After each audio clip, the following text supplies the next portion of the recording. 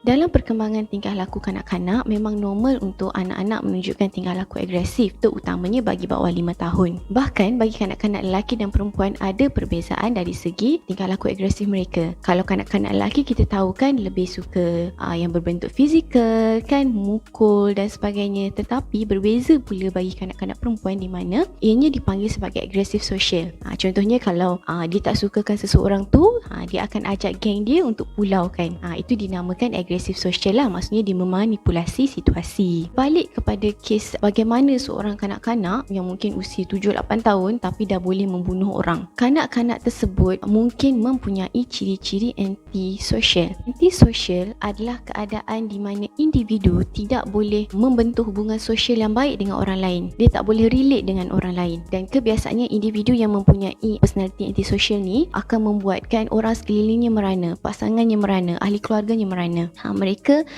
bijak untuk memanipulasi orang lain untuk mendapatkan apa yang diingini. Mereka juga tidak mempedulikan pasal emosi orang lain kerana mereka gagal dalam perkembangan emosi yang baik yang sepatutnya. Terdapat beberapa faktor yang boleh menyebabkan seorang kanak-kanak boleh bertingkah laku agresif yang keterlaluan. Yang pertama adalah faktor neurologi. Mungkin dari segi faktor anatomi otak, struktur otak, di mana mungkin ada setengah bahagian otak, contohnya bahagian yang mengawal emosi, tingkah laku, executive function tu tidak berkembang dengan baik. Dan yang kedua adalah dari segi persekitaran. Ada kaitan juga faktor persekitaran dengan neurologi. Contohnya pembentukan otak kan mungkin semasa ibu mengandung kan. Mungkin masa ibu mengandung tu ibu tersebut terdedah dengan persekitaran-persekitaran yang berbahaya. Ibu itu sendiri mempunyai isu kesihatan mental yang tak diurus dengan baik. Jadi itu akan menjejaskan perkembangan neurologi janin. Seterusnya persekitaran dari segi parenting style. Mungkin gaya kebapaan yang agak kasar, keras. Itu merisikokan anak untuk bertingkah laku agresif yang agak keterlaluan. Apa tanda-tanda yang ibu bapa dan masyarakat boleh kenal pasti sekiranya seorang kanak-kanak itu berisiko untuk membahayakan diri sendiri dan orang lain? Yang pertama adalah mereka tak ada langsung rasa bersalah. Buat apa-apa perbuatan seolah tak tahu baik buruk, walaupun dah didenda tapi dendaan tu tak memberikan apa-apa kesan langsung kepada mereka kerana mereka mempunyai masalah dalam mengenal emosi orang lain dan juga mengenal emosi diri sendiri. Kalau diberikan dendaan ataupun mak ayah marah ke kan, orang lain marah, mereka tak boleh detect emosi tu. Jadi mereka rasa benda tu adalah sesuatu yang biasa, yang mana mereka tak boleh kenal apa sebenarnya tujuan dendaan tu kepada mereka.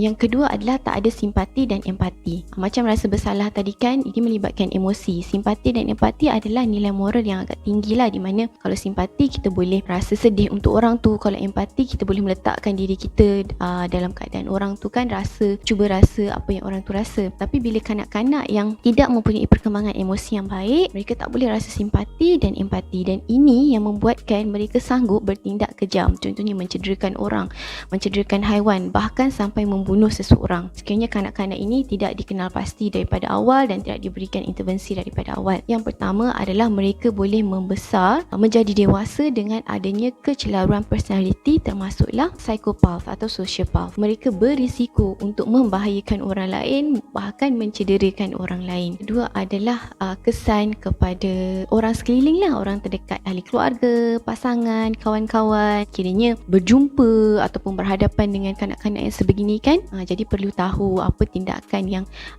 patut diambil.